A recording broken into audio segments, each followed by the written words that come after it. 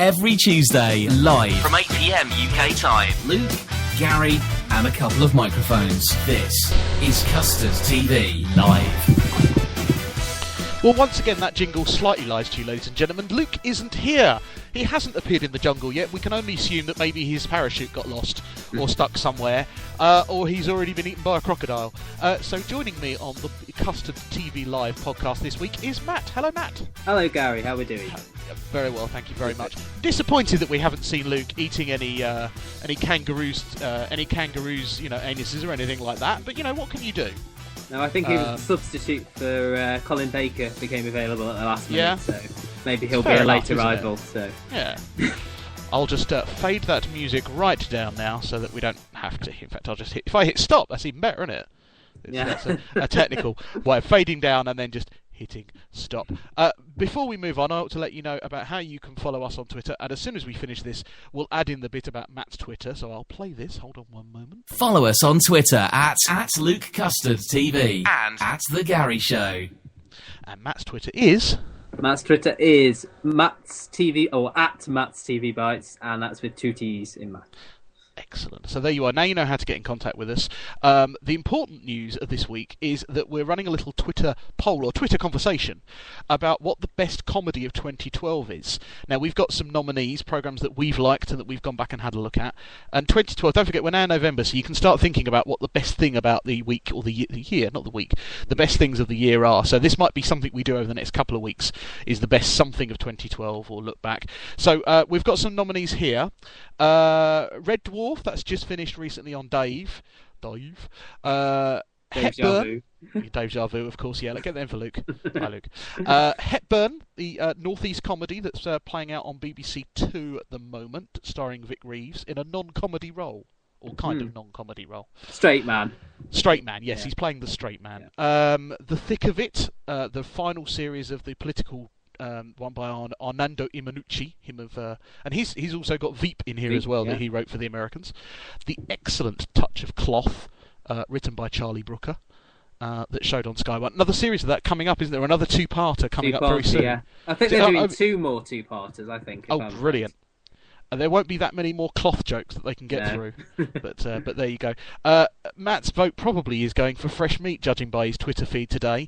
Yeah. And our resident stalker, Lauren Jones. Yeah, Fresh Meat or Getting On would be the other one for me. Yes. The Joe Brand Nurses thing that we talked about. Me and Luke last time Luke was on the podcast, we talked about it. So that's right. That's a favourite.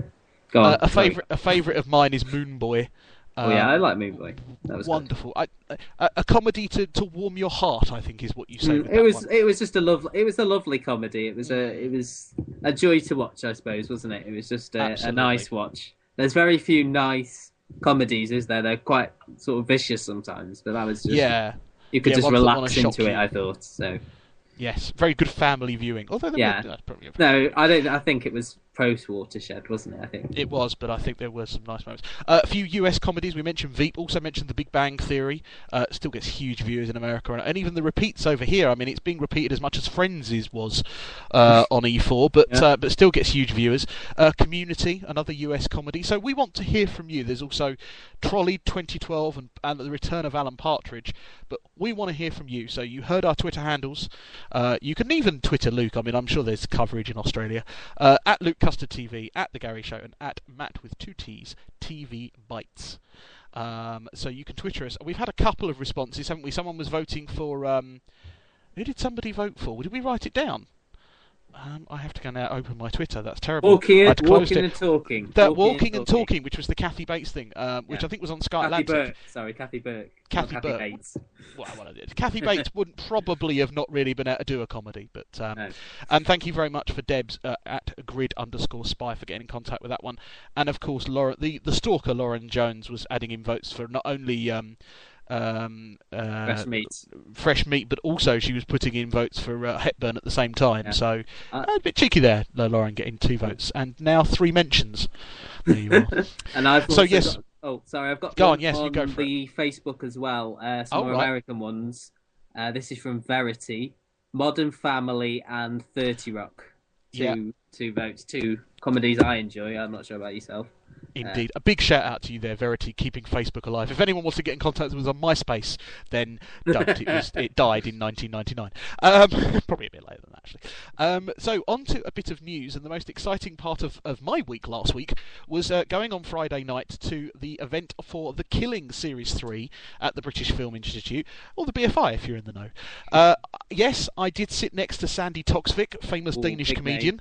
Big name. And 2 rows away from main star Sophia Grabel, or Grabel, or Grabel, however you say it in Danish, I don't know. And I did get to meet the Danish ambassador. Oh, that's nice. That was nice. I met her in the hallway and I said, thank you. I said hello, and she said hello back. I said hello to Sandy Toxic, but I didn't recognise who she was at that point. Lots of exciting things. There was a lovely Q&A afterwards, which we'll come on to. But the first episode, which you've also now seen as a preview. I've seen it, yeah. It's dark, it's wonderful. If you're a fan of The Killing, you're going to love it. If you think that you need something as a way in to the whole Nordic noir, I would highly recommend this. This isn't. You don't need to have seen The Killing before, I don't think, really. They reintroduced the characters very, very well. The basic kind of plot, and we won't give away any spoilers, is that Sarah Lund is attempting to try and get another job within the Danish police force, having been there for 25 years now. Yeah, 25 years. Yeah. 25. Celebrate her 25 anniversary, don't they? They have a ceremony. They have a ceremony in the first episode, quite right. Yeah. But there's been a body washed up on the docks. There's a powerful company involved. The Prime Minister is involved. You finally get to the Estates Minister, as it's called, Estates Minister. The Estates Minister is having an affair with someone he probably shouldn't have an affair with, although it doesn't really seem like an affair because neither of them are married, but he's certainly keeping it quiet for good reason. Yeah, it's sort of political reasons, isn't it? Indeed. It's political. And there's a new young partner for Sarah Lund. Who looks about 12, I have to say. He does, doesn't he? He does look. He looks a little bit like a sort of a Danish version of Mackenzie Crook. Yeah, a little bit. A young, very before Mackenzie Crook got all withered. That's true. Yes. Before he started appearing in Caribbean films, and it was excellent. We don't want to give away too much because it's going to be on, and we'll talk later on. It's returning in double headers this Saturday. First 2 episodes back to back at 9 and 10 o'clock. Afterwards, there was the Q&A with Sophia Grabel, the creator, Sorn, and the head of Danish TV, who obviously is in charge not only of The Killing but The Bridge, Borgen and a new series called Legacy, which she talked very little bit about, that's coming next year. Borgen Series 2 is going to be on BBC4 in the new year, and I don't know about The Bridge. I don't know whether that's been made or whether that's being made. I think that's being made, I'm pretty sure I read that it was being made. It was interesting. Sorn was an interesting character. Some of his English wasn't great, so some of his jokes didn't quite hit the mark, but that made it quite nice. Some bloke stood up and did a very long, complicated question about the Afghan War, and was that the Vietnam equivalent of the Danish, the Danish equivalent of the Vietnam War, and Sorn just went, no, and then moved on, and it was great. And this guy sort of was asking a question that he clearly thought would get him on television or something. Yeah. You can watch the interview on the BFI website. I don't have a link, but perhaps I'll provide one in the article that I'll be putting up on the Custard TV. We ought to talk about the website and say go to www.thecustardtv.com, where you'll find lots of amazing content. You will. And successfully edited this week, I've noticed as well. Yes, yeah. I don't know who's doing that in Luke's absence, but he seems like a sort of knows what he's doing, which is a change on that side. That other bloke has no idea, but the person who's doing it this week seems to know what they're doing. Yeah. So, what was your feelings about the first episode? Did it excite you to want to watch the rest of the series? I have to say that it took a while to get into. I think there was a lot of men in suits, and it took me a while to work out which men did what thing. So which ones were with the company? Was it Zealand? I think Zealand is the name of the main company that are involved, and yes, and you've also got the. Well, we would call them the MI5, but it's the what is it called? The Politburo, the special branch. Yeah. And it took a while, but once I got into it, I think about 40 minutes in, the last 20 minutes, you really saw when sort of Sarah Lund kicks into Sarah Lund mode, because she's a bit sort of out on the. She's changed, hasn't she, a bit, Sarah Lund? She has. She's now living on her own, and she's estranged from her son. And you did see her in a uniform, and you saw her with heels on. And well, that was for the ceremony, wasn't it? Yeah. Leonard Brooks told her to wear her uniform, but she's a bit obsessed by like gardening and cookery now, and she wants to take it easy. So I'm surprised she hasn't got about 3 cats. Yeah, once she sort of got into proper, I'm really good at this crime-solving malarkey, then it got really good. And there was a wonderful moment on a boat, wasn't there, with the flashlights, and she's running around the boat, and you're just thinking, Sarah Lund is back. This is what I wanted. I wanted, that kind of moment of her. And interestingly, again, the writer did say it's a 10-episode chase, effectively. Well, it sounds good. Which is I'm looking forward to it. Once it got there, and once you had your classic end of episode, this is what all the characters are doing. You felt, I'm back. The killing's back, and I'm just going to enjoy it for the next 9 episodes. So we'll probably be talking about that on a weekly basis, I would imagine. At time of press, the 10th episode hasn't yet shown in Denmark. I believe the 8th episode has just shown, and they're showing it weekly. So in about 2 weeks, you'll probably see a bit of a Twitter explosion at some point. Around that, so that'll be extremely interesting. One of the most interesting parts again of the Q&A was the fact the writer says he does change the ending occasionally, and as there's so much betting going on in Denmark on who the killer is of the killing, he was tempted, he said, to skew the betting, which I thought was very evil of him, but quite funny. Yeah. And the only time you get to do that, of course, is when you don't know who the killer is, and of course, we'll know. Someone over here is bound to blab before we get a chance to know the killer isn't. But I don't know. I spent a long time away in the first series not knowing who it was. No one told me till I found out. No, I'm the same. I think the first one, even though a lot of people have watched it, because I came to it quite late. I watched the DVDs. Yeah. I think about 4 or 5 months after it had aired in this country. I watched the second one when it was on, but the first one, and it had been hyped, but I think everyone had specifically gone out of their way not to say who the killer was. And obviously we're not going to say anything here, but I did sort of guess it about halfway through in the first series. Oh well, you would do, wouldn't you? With your your expert Nostradamus skills, you would have guessed it from the first 5 minutes. Moving on to some other news this week, we'll go quickly through this. Talking about the Killing USA, which was cancelled on the AMC network earlier this year, might actually return on Netflix in America.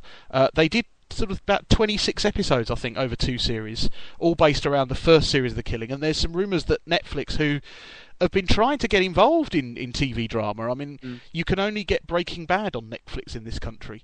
Some of the new, more recent series as a box set. So they're obviously keen to kind of, get involved in television drama. So this might be a way in for them. Neither of us were particularly impressed with it, were we? I mean, we had a chat about it, and I felt it lost its way in Series 2, and the ending that they had of Series 1, just didn't retain an audience at all. Yeah, I'd say the only bit for me that perked me up was when Sophie Gribble popped up as the DA just to do a bit of a scene and talk to herself. But apart from that, and there was Michelle Forbes, I think, who was in 24. Oh, she's excellent. She was good in it. But she was great in Battlestar Galactica.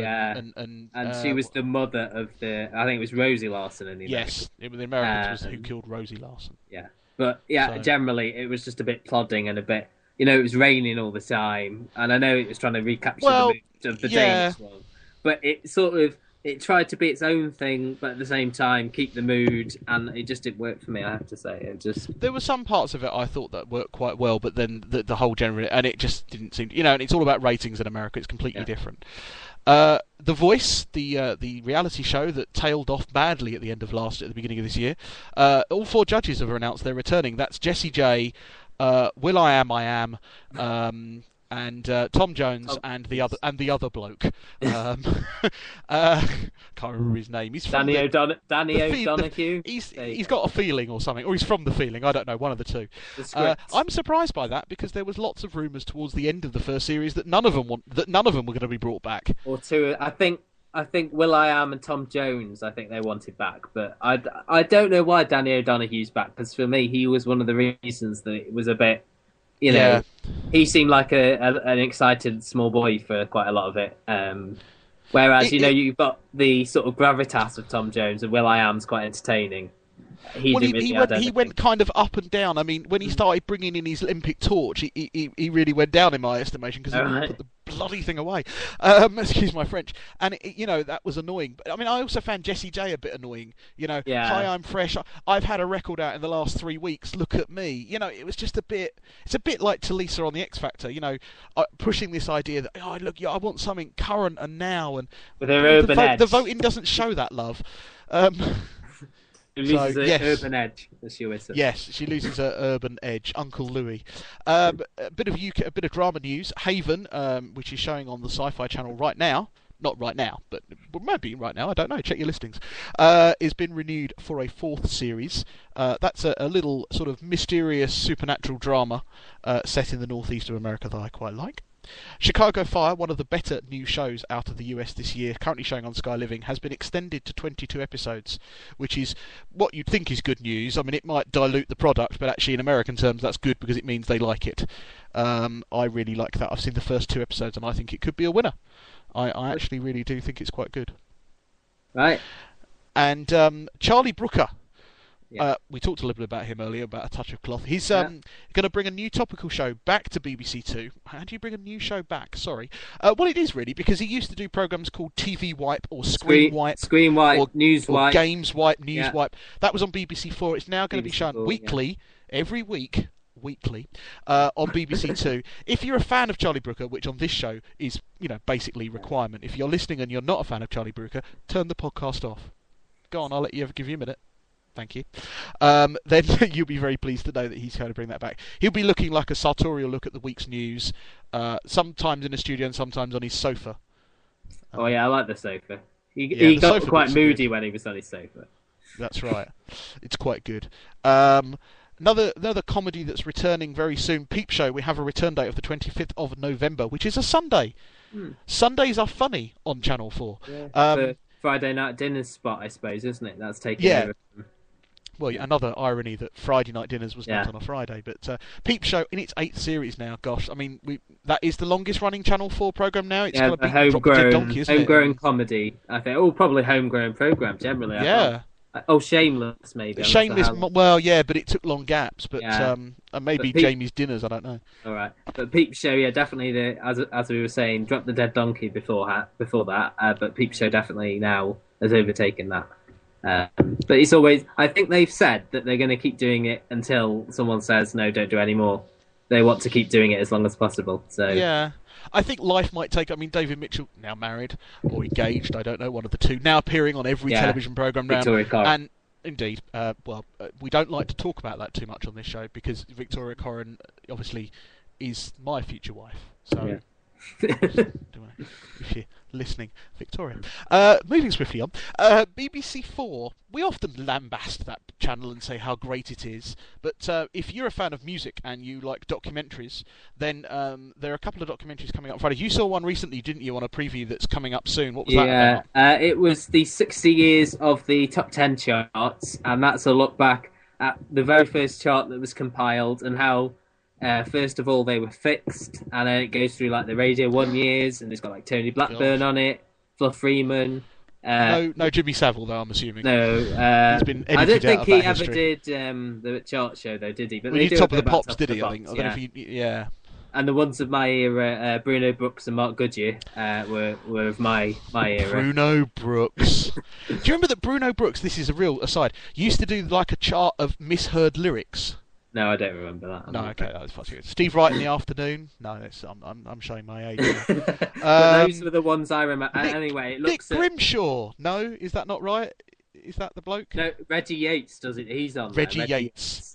Rasta Mouse himself. It is a fascinating look, and it is quite. There's some things that I thought, oh, I didn't know that, and there were just some. You could wallow in nostalgia. There's a whole thing about I don't know. I used to do this occasionally, where you'd tape the chart off the radio using a cassette. They had people who'd done that, and they had one guy who's got all his tapes still, which is a bit sad. But it was good. It's like one day I'll be on a BBC 4 documentary. You just watch, and even though the channel wasn't around. It's either that or an episode of You Bet, where they have someone come on and go. They can work out a Doctor Who episode from like one screenshot, or that sort of thing. The Next Door, maybe it was on that.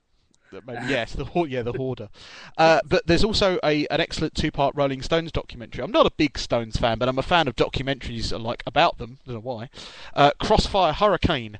I won't. BBC Two, I think that one. BBC Two on Saturday, the 17th of November at 10:15. 2 parts. I'll resist singing for obvious. Copyright reasons, obviously. Yeah, copyright reasons. Yes, that'll be right.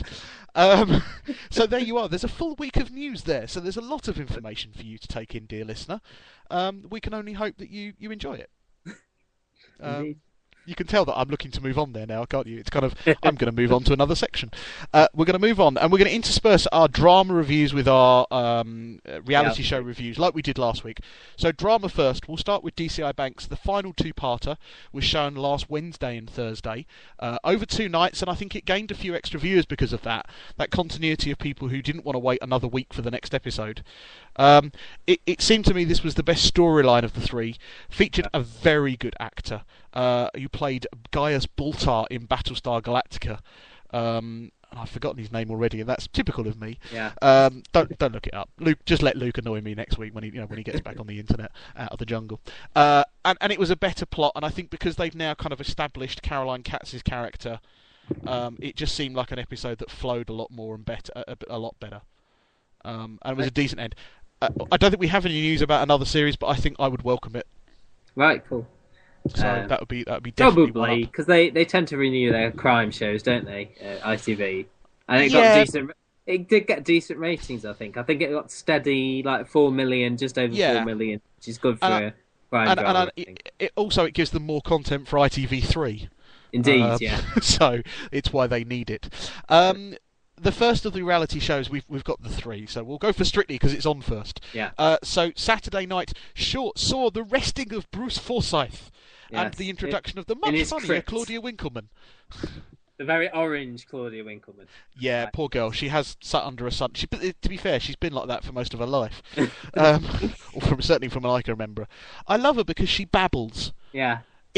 Actually, she presents that show like I think I present this show, incoherently. And it's just a stream of consciousness, really, isn't it? Yeah. Sort of. I'll say what I'm thinking. There's no sort of filter, which is good. I think you need that. I think Tess is too rehearsed, whereas and Claudia, Bruce is too the same. He does the same thing every time. It's the same jokes. It's the same introduction. I didn't like the bit. I don't know. I did or didn't I know? I didn't like the bit at the beginning where they talked about. Shall we do the the good to see you, nice to see you nice, then lovely. Don't know why they didn't ask you to fill in for Bruce, Gary. I know. Well, we did do a rehearsal for Luke, but he ruined it by explaining the joke. You don't explain the jokes, Luke. If you have to explain them, Bruce doesn't. He just goes, no. You sort of got that. You didn't get that, did you? Right, let's move on. That might be his age. So yes, that was quite good. Surprisingly, in the bottom 2, although once again slightly picked by you, although I don't think you thought it was going to be this week, was Kimberly Walsh and Fern Britton. Kimberly, we were a bit surprised about, although we think the pretty ladies don't get too liked, do they? I did say she wouldn't be in the final, even though she's one of the best dancers. I thought maybe a couple of weeks she'd start to be in the bottom 2. I thought it was a bit early. I thought maybe Richard Arnold or Michael Vaughan would be with Fern Britton, but there you go. Obviously, my mother is very happy that Fern Britton has gone home.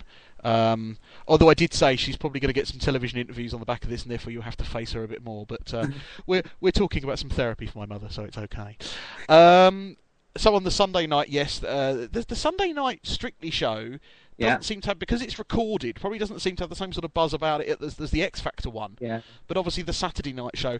Obviously next week is the Wembley show, which is replacing the Blackpool show. Yeah. For previous fans of it. I think last year they did the final at Wembley. They did the Blackpool show in the middle, and the final was at Wembley. But this year they're not doing anything special for the final. Oh no, Right. sorry. The final was at Blackpool last year, and they were at Wembley That's this right. time last year. Oh Yeah, well, maybe that's they'll do that. So, but obviously this we haven't mentioned is that this weekend is also Children in Need. There is an irony and there is a joke there somewhere about the BBC doing a program called Children in Need, but I think we'll steer well away from that. Steer away from it. Steer away from that one. If you're listening, George, we've got a job. No, we don't have a job for you. So it'd be interesting. So Bruce will be back for Wembley. I imagine it will be kind of a black tie affair. You know, they'll probably go all off, won't they? Yeah. Big routines. Big last year at routines. Wembley, it was when I believe Russell Grant came out of the cannon last year. That iconic scene. I don't know if you saw that one. But I didn't. But anytime Russell Grant comes out of something, I'm surprised.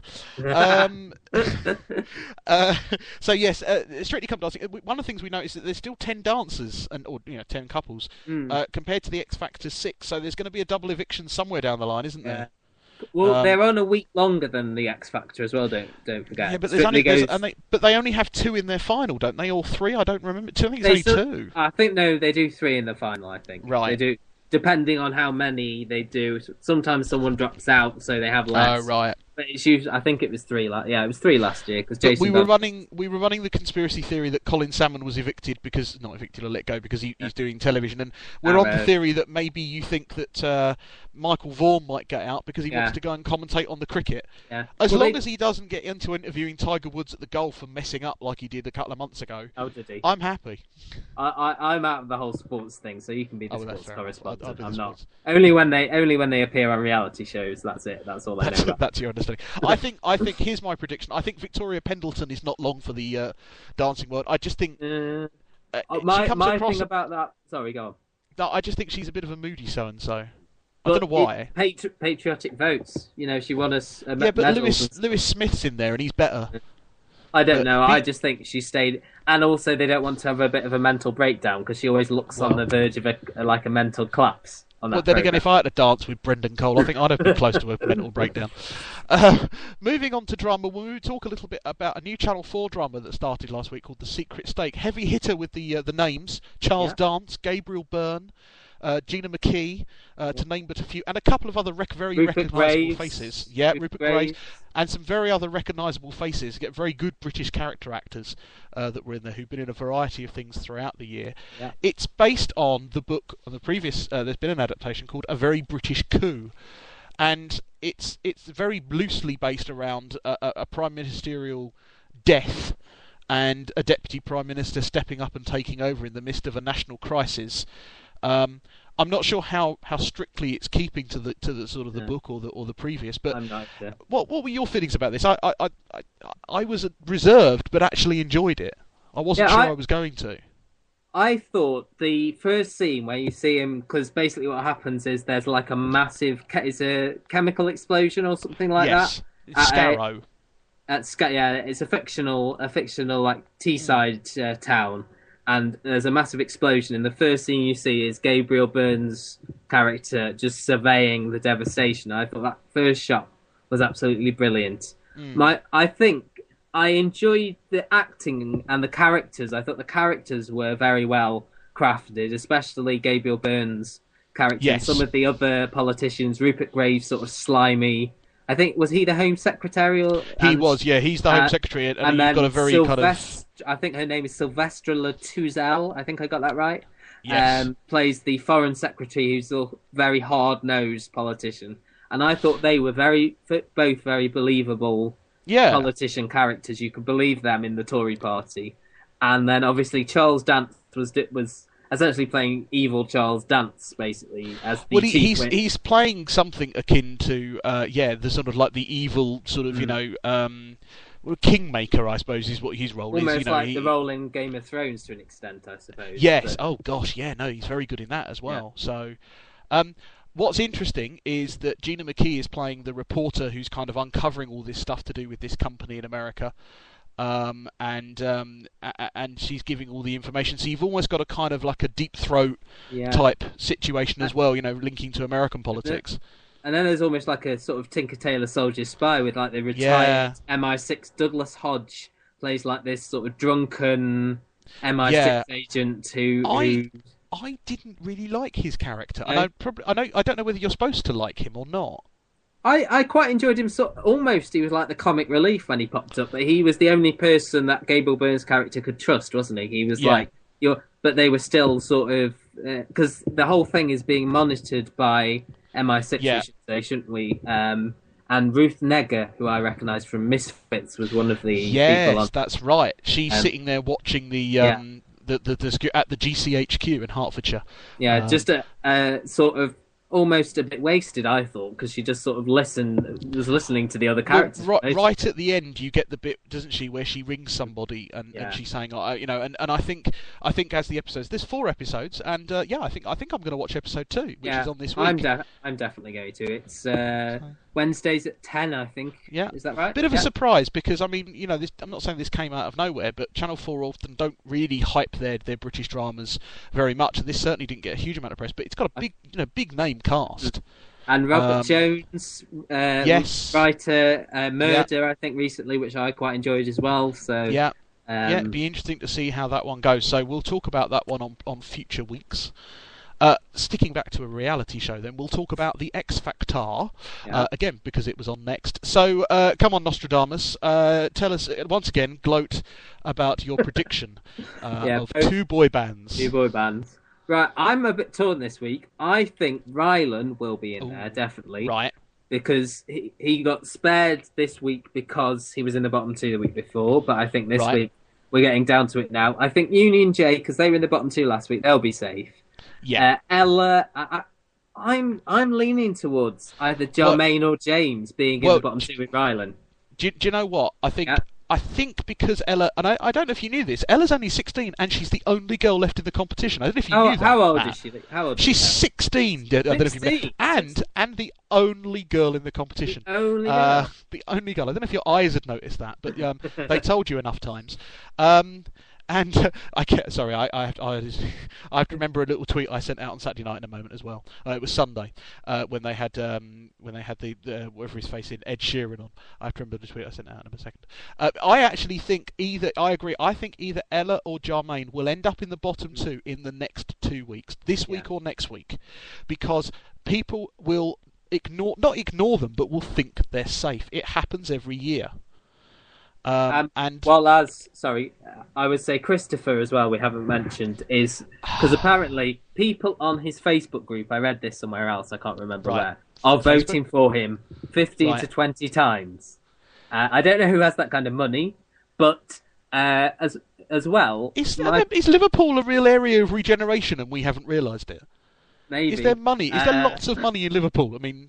I think it's Nans and they're using their pensions. We said this before. And this Are we going to find out there's a lot of people in Liverpool not claiming their fuel allowance this year? Exactly. But the thing with sale of arrowroot biscuits is going to go down. As compared to Strictly, is you get about half an hour to vote for Strictly. You get 24 hours to vote for the X Factor. Well, not only that, so you get to vote from the minute they open the lines. So it's obviously working. Yeah, it's obviously working. And I've noticed as well that apart from Gary Barlow, now everybody is very negative about Christopher Maloney. Christopher Maloney and Gary Barlow. They're being very negative. It was what they did with Rylan at the beginning. They were all negative, and now they've slowly all turned around. Louis doing. He's got the entertainment factor. He's got it, but we're looking for a recording artist, an international, and you're not that. Every week we're reminded. Yeah, and what are the international? What are the initials of international recording artist, Louis? IRA. Hey, I just worked that one out. Well done. And on Sunday night, obviously, as we said before, District 3 or Union 3 or District J, one of the two. District 3, formerly District something 3. else 3, before they were District 3. And they were the ones that could sing versus Union J, who now can sing.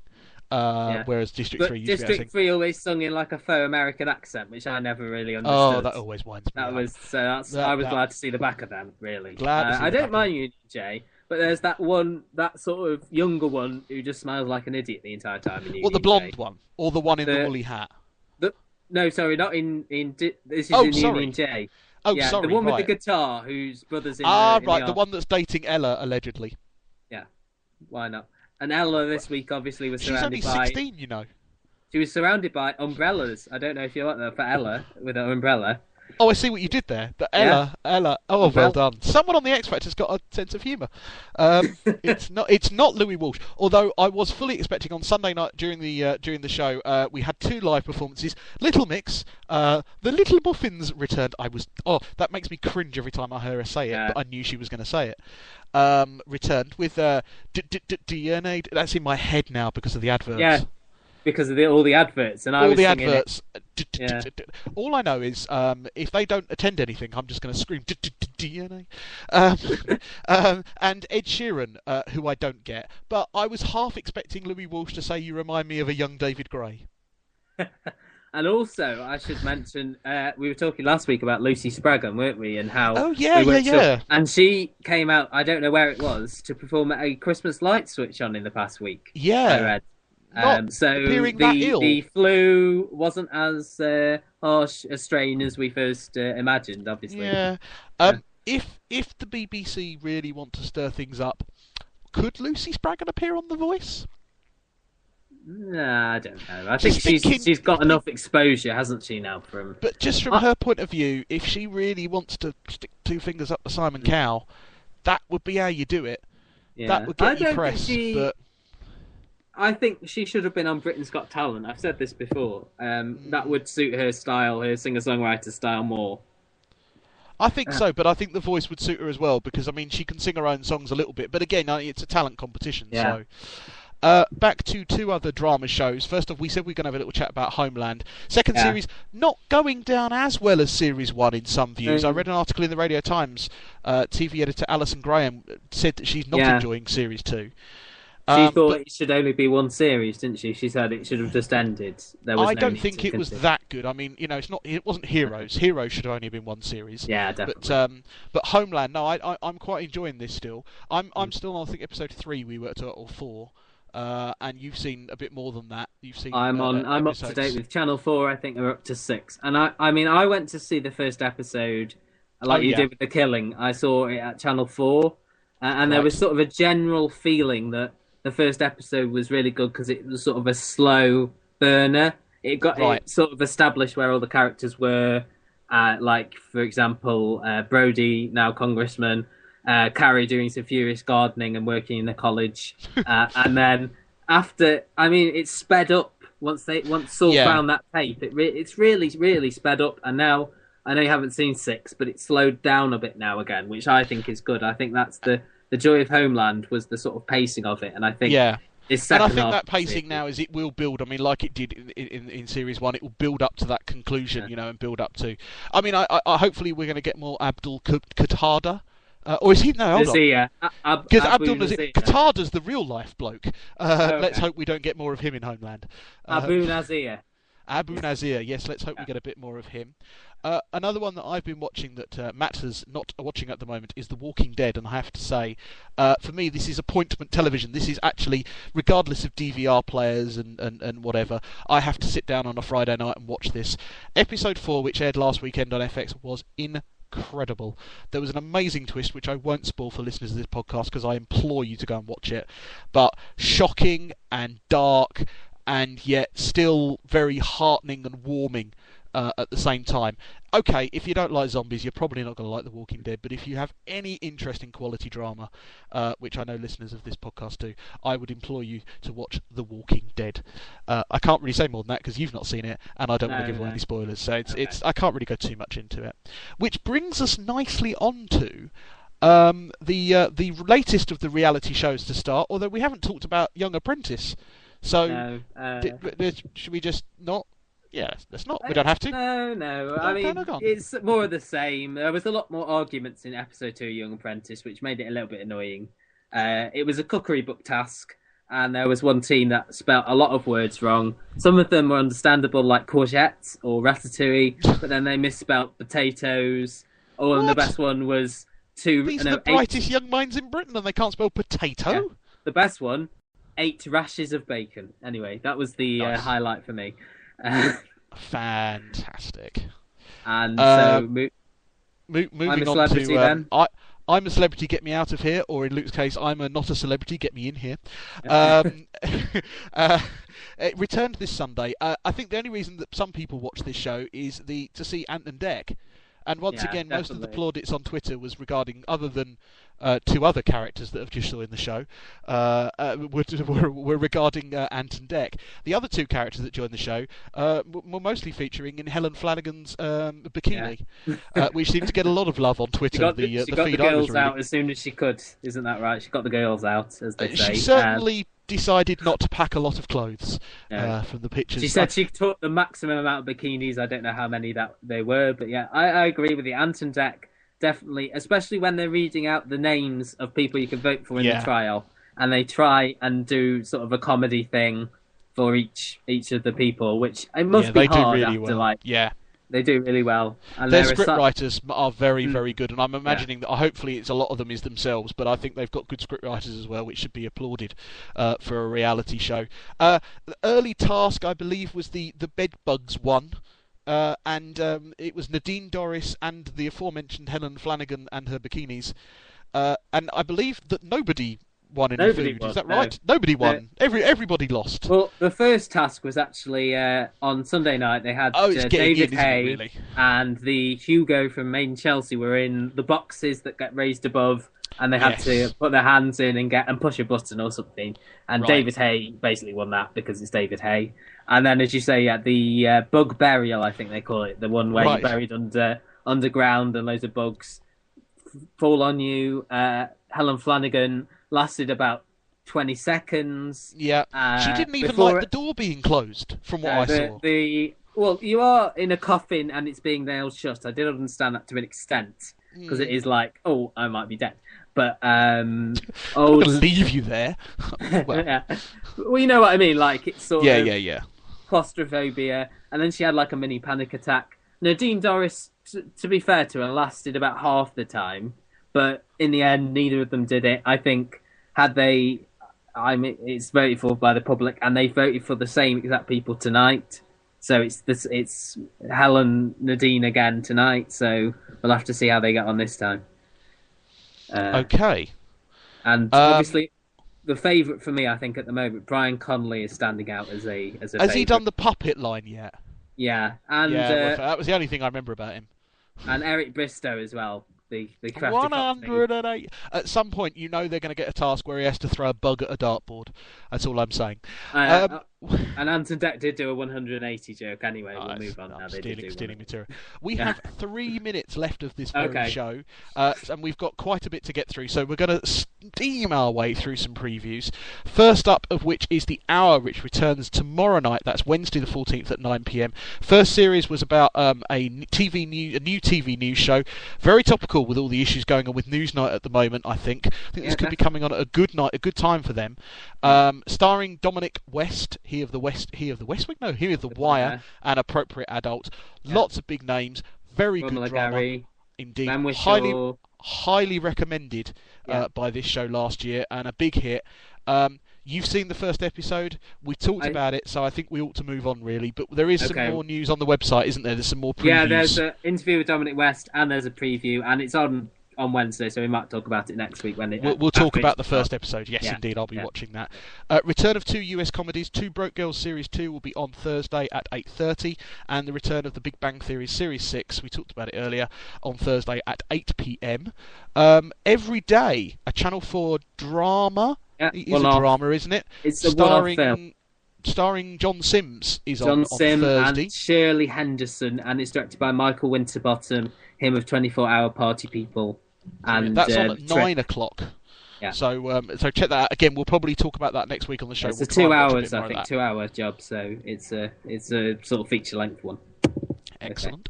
Okay. The aforementioned that we've talked about on this podcast, Falcon or Falcon. There's so many different ways of pronouncing that I'm thinking we're going to come up with a new one each week. Falcon? I don't know. Falcon, Fellacion, as I'm going to go for. That's on Sky Atlantic at 9 p.m. based on Spanish detective books. Sorry. Another returning drama, Southland. which is a cop drama in America based on... No, it's not based on anything, sorry, it's a new drama. It's on More 4, also at Thursday at 10pm. You're really going to have to work those DVR players quite hard on Thursday, people. You've got a bit of a break until The Killing obviously returns on Saturday. Double headers, people. Don't forget 9 and 10 o'clock. My advice is watch one on a Saturday and keep one for the Sunday. My advice. And that'll be showing over the next 5 weeks. They've got to get that done before Christmas. The Secret of Crickley Hall, again, more information on our website. Saran Jones in that one. A BBC horror, I suppose, horror thriller. I think it's 3 parts, this one, I believe. Right. So, and it's also Tom Ellis from Miranda's in it. Maisie Williams from Game of Thrones. There's a big cast. I can't big remember cast on that one from my head. But yeah, another double header starting on Sunday night is Him and Her, the return of the 2-part comedy that's shown just between 2 people, him and her. I've kind of given the game away there. 2 episodes showing on Sunday night at 10 and 10:30. And next Monday is a show about Stephen Fry Gadget Man. No, it's not about him as in his opportunity to become a Q in Bond. It's on Channel 4 as well, so we're losing Dear Stephen to Channel 4. And we've got 4 seconds, so say goodbye, Matt. Goodbye, Matt. Bye!